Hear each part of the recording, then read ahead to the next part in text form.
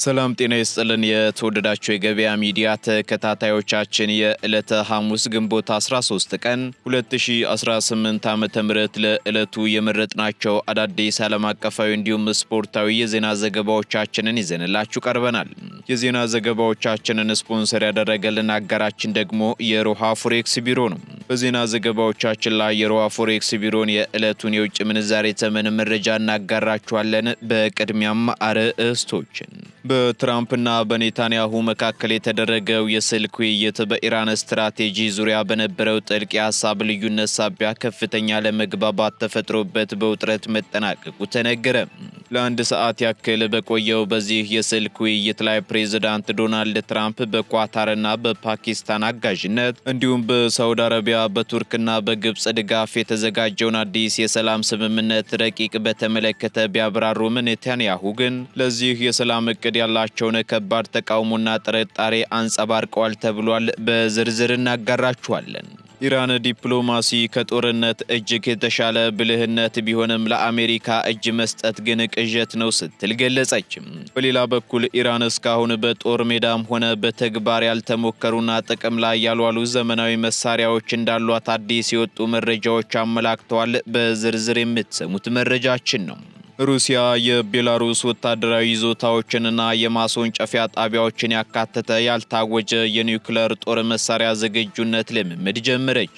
በዚህ ያልታወጀ ወታደራዊ ልምምድ ላይም ከ64,000 በላይ ወታደሮች፣ 200 የሚሆኑ ሚሳኤል ማስወንጨፊያዎች፣ 140 ተዋጊ አውሮፕላኖችና የስትራቴጂክ የኒውክሌር ሰርጓጅ መርከቦችን ጨምሮ 13 ሰርጓጅ መርከቦች ይሳተፋሉ ተብሏል። በዝርዝር ይዘነዋል።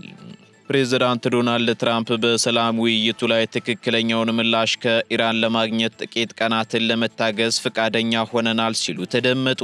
ፕሬዝዳንቱ በትላንትናው ዕለት በጆይንት ቤዝ አንድሪውስ ለጋዜጠኞች በሰጡት መግለጫ አሁን ያለው ሁኔታ በጣም አጠራጣሪና አፋፍ ላይ ያለ በመሆኑ ነገሮች በፍጥነት ሊባባሱ እንደሚችሉም አስጠንቅቀዋል። በዝርዝር የምትሰሙት መረጃችን ነው። የተወደዳችሁ የገበያ ሚዲያ ተከታታዮቻችን እነዚህንና ስፖርታዊ መረጃዎችን ጨምሮ ሌሎች ለዕለቱ የመረጥናቸው ዜናዎችን ይዘንላችኋል። አሁን ደግሞ በዝርዝር ወደምንመለከታቸው መረጃዎቻችን እናልፋለን።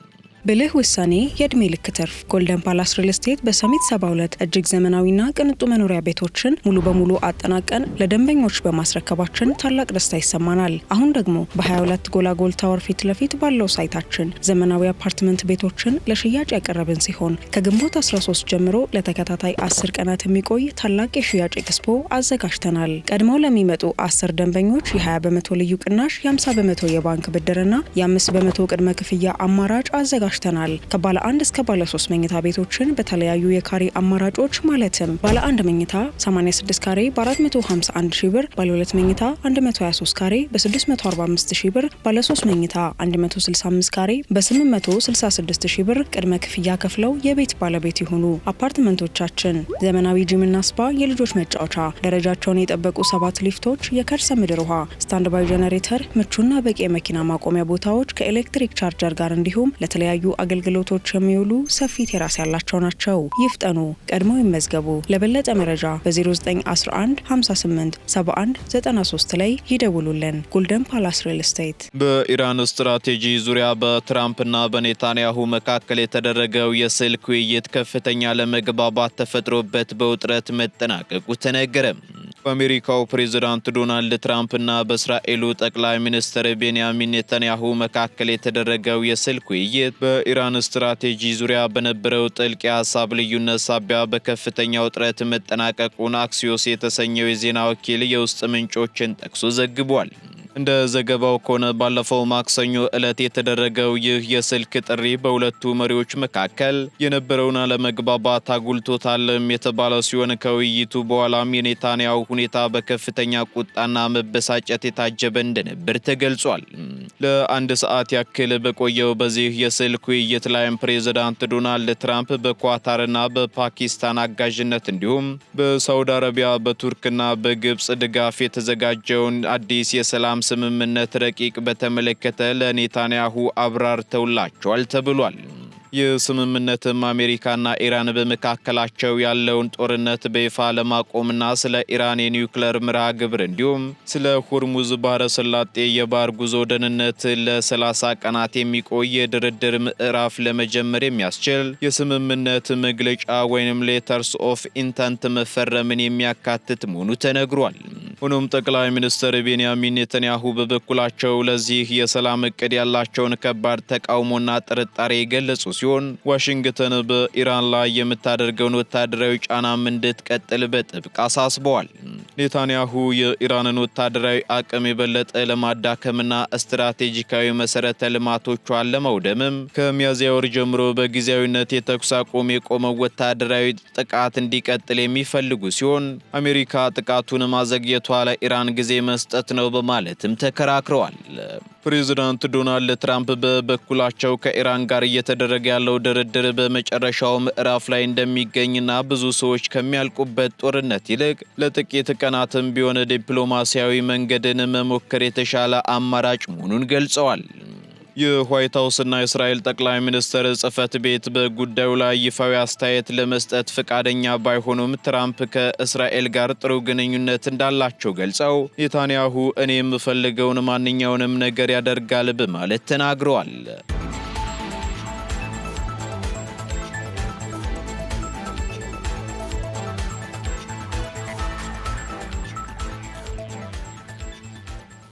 ፕሬዝዳንት ዶናልድ ትራምፕ በሰላም ስምምነቱ ላይ ትክክለኛውን ምላሽ ከኢራን ለማግኘት ጥቂት ቀናት ለመታገስ ፈቃደኛ መሆናቸውን ገለጹ።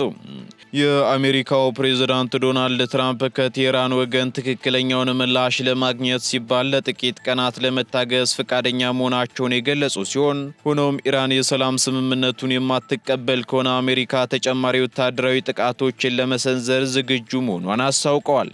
ፕሬዝዳንቱ በትላንትናው ዕለት በጆይንት ቤዝ ኤንድሬውስ ለጋዜጠኞች በሰጡት መግለጫ አሁን ያለው ሁኔታ በጣም አጠራጣሪና አፋፍ ላይ ያለ በመሆኑ ነገሮች በፍጥነት ሊባባሱ እንደሚችሉ አስጠንቅቀዋል። ትራምፕ አክለውም እመኑኝ ትክክለኛውን ምላሽ ካላገኘን ነገሮች በጣም በፍጥነት ይሄዳሉ ብለው ሁላችንም ለጥቃት ዝግጁ ነን ሲሉም ተደምጠዋል። ለምን ያህል ጊዜ እንደሚታገሱ ከተጠየቁ በኋላም ጥቂት ቀናት ሊሆን ይችላል ያሉት ፕሬዝዳንቱም ነገር ግን ነገሮች በፍጥነት ሊቀያየሩ ይችላሉ ሲሉም መልሰዋል። ሆኖም በጥበቃው ላይ ያላቸውን አዎንታዊ እይታ ሲያስረዱም ጥቂት ቀናትን በመጠበቅ ጦርነትን ማዳንና ሰዎች እንዳይገደሉ ማድረግ ከቻልኩ ይህ በጣም ታላቅ ነገር ነው ሲሉም ተናግረዋል። በሌላ በኩል ይህንን የአሜሪካ አቋም ተከትሎም ከቴህራን በኩል ጠንካራ ምላሾች እየተሰጡ ይገኛሉ ተብሏል።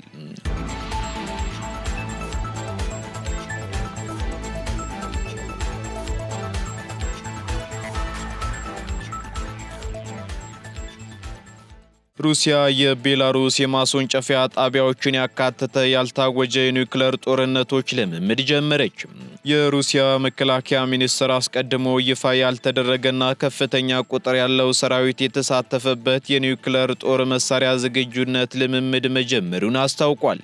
ይህ ለ3 ቀናት የሚቆየው ወታደራዊ ልምምድም ከሩሲያ በተጨማሪም ጎረቤት ሀገር የሆነችው የቤላሩስ ወታደራዊ ይዞታዎችንና የማስወንጨፊያ ጣቢያዎችን ያካተተ መሆኑ ተረጋግጧል። በዚህ ያልታወጀ ወታደራዊ ልምምድ ላይ ከ64,000 በላይ ወታደሮች፣ 200 የሚሆኑ ሚሳኤል ማስወንጨፊያዎች፣ 140 ተዋጊ አውሮፕላኖችና የስትራቴጂክ የኒውክሌር ሰርጓጅ መርከቦችን ጨምሮ 13 ሰርጓጅ መርከቦች እየተሳተፉ እንደሚገኙ ዲፌንስ ኒውስ ዘግቧል። የቤላሩስ መከላከያ ሚኒስትርም ከሩሲያ ጋር በመቀናጀት በሀገሪቱ ግዛት ላይ የኒውክሌር ተሸካሚ መሳሪያዎችን የማንቀሳቀስና ለውጊያ ዝግጁ የማድረግ ልምምድ እያደረገ መሆኑን በይፋ አረጋግጧል። የሩሲያ መከላከያ ሚኒስትር በበኩሉ ልምምዱ የሀገሪቱን የኒውክሌር ኃይል ሊሰነዘር ከሚችል ጥቃት ለመከላከልና ዝግጁነትን ለመፈተሽ የታለመ መደበኛ ስልጠና መሆኑን ገልጿል። ይሁን እንጂ ይህ ድንገተኛ የጦር ልምምድ በዓለም አቀፍ ደረጃ ከፍተኛ ስጋትንና ተቃውሞን ቀስቅሷል ተብሏል። በዚህም የዩክሬን የውጭ ጉዳይ ሚኒስትርና የኔቶ አጋሮች ድርጊቱን አጥብቀው የኮነኑ ሲሆን ዩክሬን ሩሲያ ቤላሩስን የኒውክሌር ማስፈሪያ መድረክ ማድረጓ ለዓለም አቀፍ ደህንነት ትልቅ ስጋት ነው ስትል ዓለም አቀፉ ማህበረሰብም ጠንካራ ምላሽ እንዲሰጥበት ጠይቃለች። የምዕራባውያን ወታደራዊ ተንታኞች በበኩላቸው ልምምዱ ኔቶ በዩክሬን ጉዳይ ላይ የሚያደርገውን ውሳኔ ለማስፈራራትና ጫና ለመፍጠር የታለመ ስልታዊ መልእክት ነው ሲሉ እየገለጹ ይገኛሉ።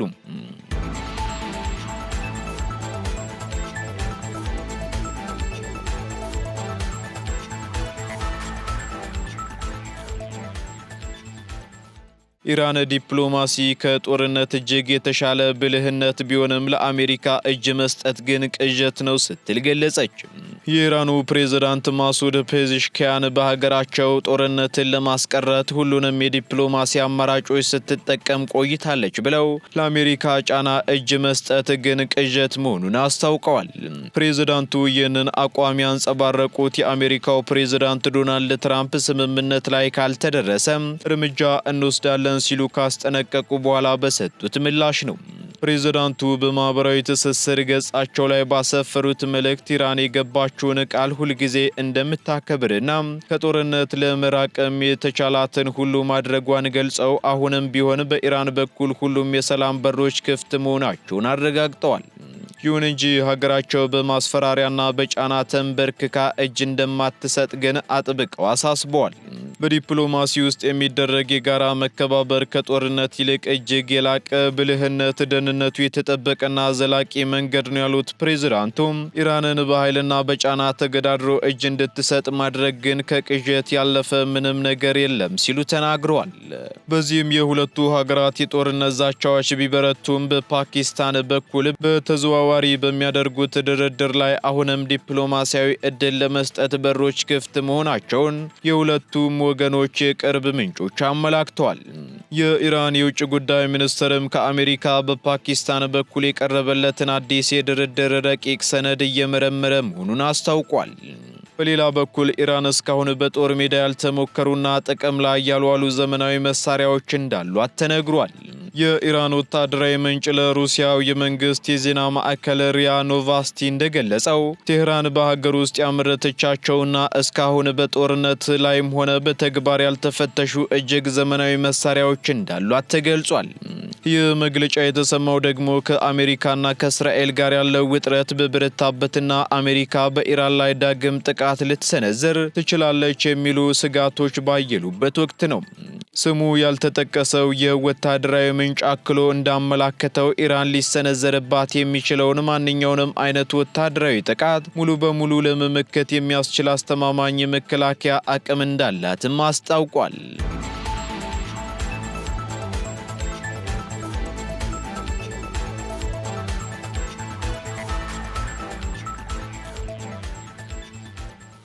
ወደ መጨረሻው ዝርዝር መረጃችን ስንሸጋገር የቀድሞው የኩባ ፕሬዝዳንት በሁለት ሲቪል አውሮፕላኖች ተመተው እንዲወድቁ በማዘዝና በሰው መግደል ወንጀል ተከሰሱ። የአሜሪካ ፌዴራል አቃቤ ሕግ የ94 ዓመቱንና የቀድሞውን የኩባ ፕሬዝዳንት ራውል ካስትሮንና ሌሎች 5 የሀገሪቱን ወታደራዊ መኮንኖች በሰው መግደል ወንጀል መክሰሱን ይፋ አድርጓል። ይህ ክስ የተመሰረተውም ከ30 ዓመታት በፊት እንደ አውሮፓውያን አቆጣጠር በየካቲት 1996 በኩባ ባህረ ሰላጤ ዓለም አቀፍ የአየር ክልል ላይ ብራዘርስ ቱ ዘ ሪስኪው የተባለ ሚያሚ የሚገኝ የኩባ ስደተኞች ሰብአዊ መብት ተሟጋቾች ቡድን ያበራቸው የነበሩ 2 ሲቪል አውሮፕላኖች በኩባ ወታደራዊ ተዋጊ ጄቶች ተመተው እንዲወድቁ በማዘዛቸው ነው ተብሏል። በጥቃቱም 3 የአሜሪካ ዜጎችን ጨምሮ 4 ሰዎች ሕይወታቸው ማለፉ የሚታወስ ሲሆን ራውል ካስትሮ በጥቃቱ ወቅት የኩባ የመከላከያ ሚኒስትርና የጦር ኃይሎች የበላይ መሪ ነበሩ ተብሏል። የአሜሪካ ጊዜያዊ ጠቅላይ አቃቤ ሕግ ቶድ ብላንች በበኩላቸው በሚያሚ በሰጡት መግለጫ በራውል ካስትሮ ላይ የአሜሪካ ዜጎችን በመግደል በማሴር በሰው መግደልና አውሮፕላን በማውደም ወንጀል ክስ መመስረቱንና የእስር ማዘዣ መውጣቱን አስታውቀዋል። በዚህም ለ3 አስርት ዓመታት ያህል የተገደሉ አሜሪካውያን ቤተሰቦች ፍትህን ሲጠይቁ ቆይተዋል። አሜሪካ ደግሞ ዜጎቿን አትረሳም ያሉት ጠቅላይ አቃቤ ሕጉ ካስትሮ በራሳቸው ፈቃድ ካልቀረቡ አሜሪካ በተለያዩ መንገዶች ለፍርድ እንደምታቀርባቸው ገልጸው የቀረቡት ክሶች ጥፋተኛ ከተባሉ እስከ ሞት ወይንም የዕድሜ ልክ እስራት ሊያስከትሉ እንደሚችሉ ተናግረዋል። የአሁኑ የኩባው ፕሬዝዳንት ሚጌል ዲያዝ ካኔል በበኩላቸው ክሱን አጥብቀው ኮንነውታል። በተጨማሪም እርምጃው ምንም አይነት ሕጋዊ መሰረት የሌለው የፖለቲካ ቁማር ነው ያሉት ፕሬዝዳንቱ አሜሪካ በኩባ ላይ ወታደራዊ ጥቃት ለመሰንዘር የምትጠቀምበት ሰበብ ለመፍጠር የፈበረከችው ነው ሲሉም ከሰዋል። በወቅቱ የተወሰደው እርምጃም የኩባ የአየር ክልል በተደጋጋሚ በመጣሱ ምክንያት አሸባሪዎች ላይ የተደረገ ሕጋዊ ራስን የመከላከል እርምጃ መሆኑንም ተሟግተዋል።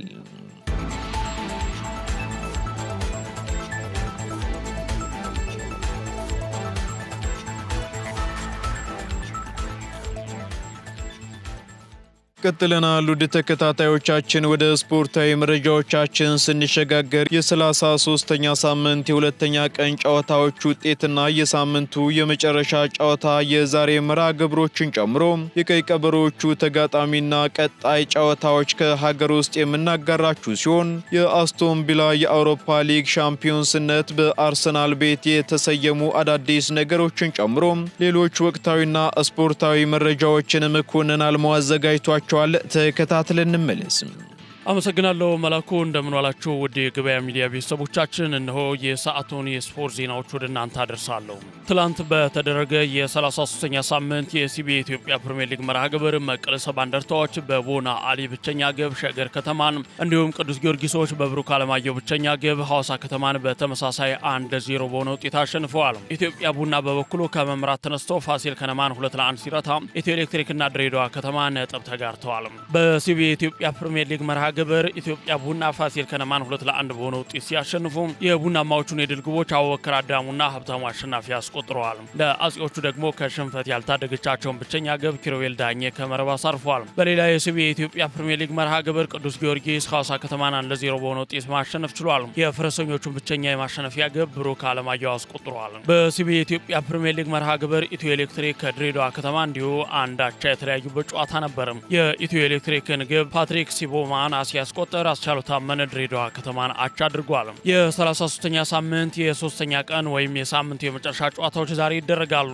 በአዲስ አበባ ስቴዲየም ቀን 9 ሰዓት ላይ አርባ ምንጭ ከተማ ከሲዳማ ቡና እንዲሁም በአዳማ ሳይንስና ቴክኖሎጂ ስቴዲየም ቀን 9 ሰዓት ላይ አዳማ ከተማ ከወልዋሎ ዓዲግራት ዩኒቨርሲቲ እንዲሁም 12 ሰዓት ላይ ነገሌ አርሲ ከምድረገነት ሽረ ጨዋታቸውን ያደርጋሉ። ቀይ ቀበሮቹ ተጋጣሚያቸውን አውቀዋል። የኢትዮጵያ ከ17 ዓመት በታች ብሔራዊ ቡድን በሞሮኮ እየተካሄደ በነበረው የዓለም ዋንጫ ማጣሪያ ጨዋታ ሲካፈል መቆየቱ ይታወቃል። በውድድሩም አንድ ጨዋታ አሸንፎ አንዳቻ ወጥቶ በአንዱ በመሸነፍ ከምድቡ ሶስተኛ ወጥቷል። በዚህም ወደ ኳታሩ ዓለም ዋንጫ ለማለፍ አንድ የጥሎ ማለፍ ጨዋታ ይጠብቀዋል። ከቱኒዚያ ጨዋታ መልስ ትላንትና ልምምዱን የሰራው ብሔራዊ ቡድኑ በጥሩ ስነ ልቦና ላይ ይገኛልም ተብሏል። የኢትዮጵያ ወጣት ብሔራዊ ቡድን በጥሎ ማለፉ ከሞዛምቢክ ጋር ቅዳሜ የሚጫወት ይሆናል። ጨዋታውን የሚያሸንፈው ብሔራዊ ቡድን በቀጣዩ የኳታር ከ17 ዓመት በታች ዓለም ዋንጫ የሚካፈል ይሆናል። ለቀይ ቀበሮቹ መልካም ምኞታችንን እንገልጻለን። አስቶን ቪላ ሻምፒዮን ሆኗል።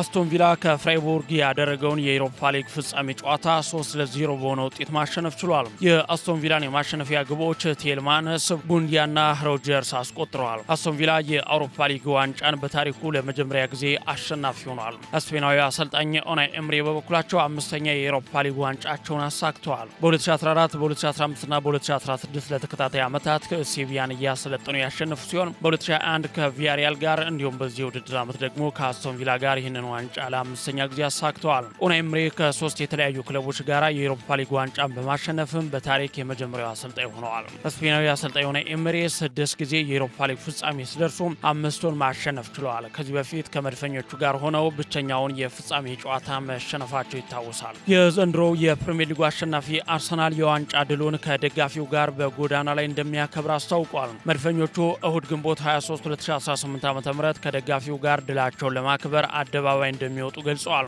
አርሰናል የድል የጎዳና ላይ ክብረ በዓል ዝግጅታቸውን ከሻምፒዮንስ ሊግ ፍጻሜ ጨዋታ ማግስት አድርገዋል። አርሰናል ቅዳሜ ግንቦት 22 ቡዳፔስት ላይ ከፒኤስጂ ጋር ተጠባቂ የቻምፒዮንስ ሊግ ፍጻሜ ጨዋታውን ያደርጋል። በተጨማሪም የመድፈኞቹ የሊግ የመጨረሻ ጨዋታ የስቴዲየም መግቢያ ትኬት እጅግ መናሩ ተሰምተዋል።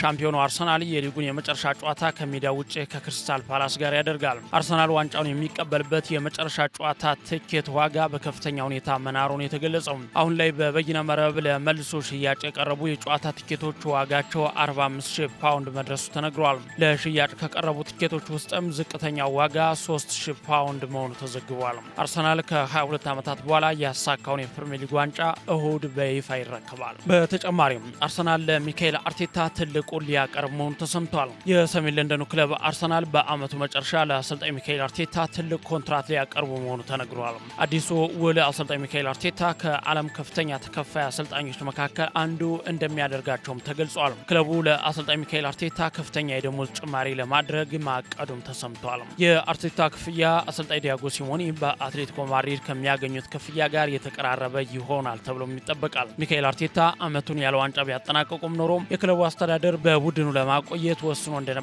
ዘ ጋርዲያን አስነብቧል። ማንቸስተር ሲቲን ለማሰልጠን የተስማሙት አሰልጣኝ ኢንዞ ማሬስካ በክለቡ ከወዲሁ ስራቸውን ጀምረዋል። ኢንዞ ማሬስካ በተጫዋቾች ዝውውር ጉዳዮች ላይ ከማንቸስተር ሲቲ ጋር እየሰሩ እንደሚገኙ ተነግሯል። በተጨማሪም በክረምቱ የቅድመ ውድድር ዝግጅት እቅዳቸው ዙሪያ ከክለቡ ጋር እየመከሩ መሆኑን ዘ አትሌቲክስ ዘግቧል። አሰልጣኝ ኢንዞ ማሬስካ ከቀጣይ ክረምት ጀምሮ አሰልጣኝ ፔፕ ጋርዲዮላን ተክተው ማንቸስተር ሲቲን ይረከባሉ ተብሎ ይጠበቃል። ሃል ሲቲ በቀጥታ ወደ ሊጉ እንዲያድግ ጠየቀም። የሻምፒዮንሺፑ ክለብ ሃል ሲቲ በቀጥታ ወደ እንግሊዝ ፕሪሚየር ሊግ እንዲያድግ ጥያቄ አቅርቧል። ሃል ሲቲ ወደ ሊጉ ለማደግ የሚያደርገውን የጥሎ ማለፍ ፍጻሜ ከሳውዛምፕተን ጋር ሊያደርግ ቀጠሮ ይዞ ነበር። ይሁን እንጂ ሳውዛምፕተን የተጋጣሚ ቡድን ልምምድ ሰልሏል በሚል ከፍጻሜው ውጭ ተደርጎ ሚድልስቦሮ ተተክቷል። ሃል ሲቲ በበኩሉ ሙሉ ሳምንቱን ሳውዛምፕተንን ለመግጠም ሲዘጋጅ እንደነበር በመግለጽ መበሳጨቱን ገልጿል። አሁን ላይ ሃል ሲቲ ፍጻሜውን አልጫወትም በሚል በቀጥታ አሸናፊነት እንዲሰጠው በሕግ ጠይቋል። መላኩ ለሰዓቱ ያስኳቸውን ስፖርታዊ ዜናዎች በዚሁ ቋጫለሁ። አመሰግናለሁ።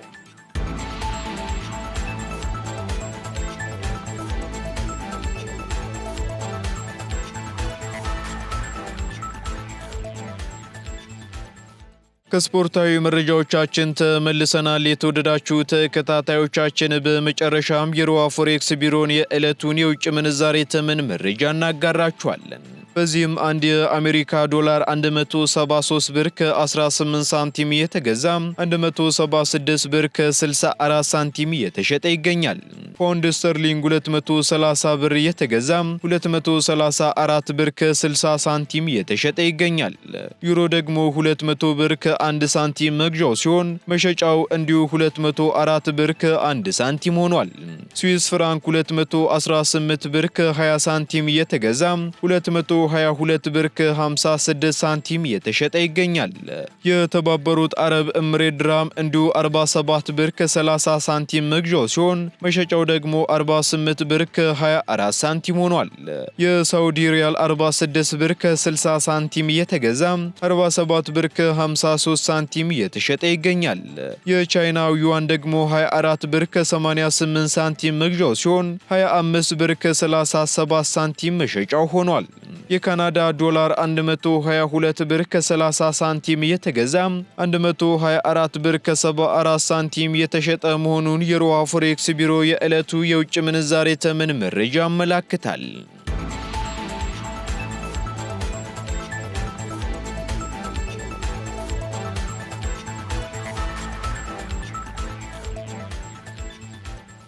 የተወደዳችሁ የገበያ ሚዲያ ተከታታዮቻችን ለዕለቱ የመረጥናቸው መረጃዎቻችን እነዚሁን ይመስሉ ነበር።